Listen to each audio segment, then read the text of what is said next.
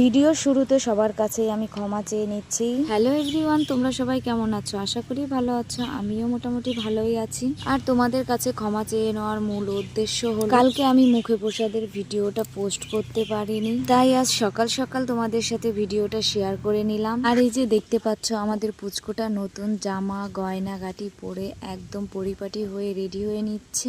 আর আমাদের পুচকুটা আজকে রূপোর চামচে প্রসাদ খাবে। আর এই যে ওর মামা এখন ওর মামার কোলে বসে প্রথম মুখে প্রসাদ খাবে। আর এখানে ঠাকুর মশাই অনেক নিয়ম কানুন করছে। আর এইদিকে এই যে এখন পুচকুটা প্রসাদ খাচ্ছে। আর আমাদের পুচকুটা এতটাই শান্ত, মানে শুরুর থেকে শেষ পর্যন্ত একবারের জন্য ও কান্না করেনি। আর এই যে এখন ওর ঠাকুমা প্রসাদ খাইয়ে দিচ্ছে, তারপরে সবাই একে একে একটু একটু করে ওর মুখে প্রসাদ ছুঁয়ে দিচ্ছে।